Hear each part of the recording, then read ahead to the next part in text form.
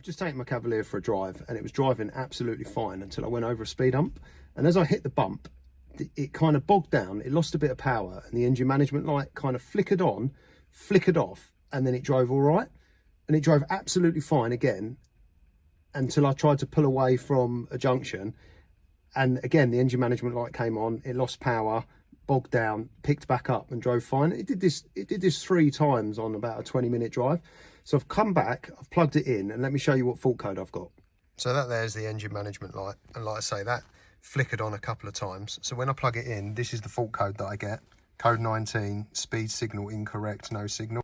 Now with these engines, when the ignition's put on and the engine's not running, you will get this code, because obviously the ECU is not seeing a crank signal.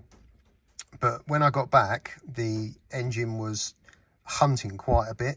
It would kind of just rev itself up and drop back down. When I revved it, it would bog a little bit. I cleared the fault code, and this code just keeps coming back with the engine running. So I know that there is going to be a problem somewhere in that crankshaft sensor circuit. So that fault code links to the crankshaft position sensor.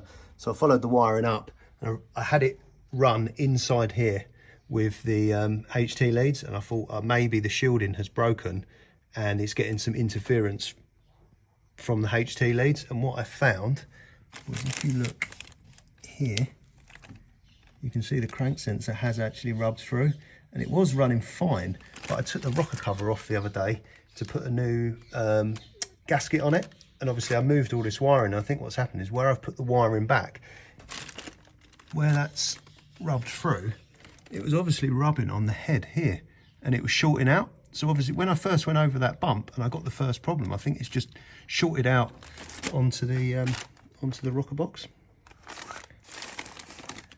So try and focus it. There you go. Epoxy thing. Although when I take it out and it's not rubbing, it's not, oh Jesus, that's hot. It's not causing an issue. So do I get a new sensor or do I just tape it up? Either way, it's an easy problem to fix. Old cars, eh? I'll show you if I start it up now.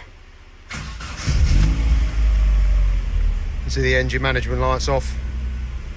Whereas before that was hunting, and every time it would hunt, the engine management light would come back on. Okay, I've taped it up, and I've just run it on the outside of the head at the moment, and it's running absolutely fine. I did put it back in and it started to hunt again. There's obviously a break internally in the sensor, so we get a new crank sensor for it. But yeah, it's running all right now. Well, I hope you found that interesting. I hadn't planned on making this video.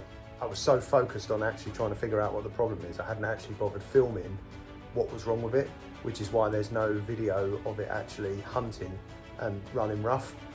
I guess that's the perils of owning an old car, eh? Hopefully the next video will be a bit longer and a bit more interesting. So until then, I'll see you again.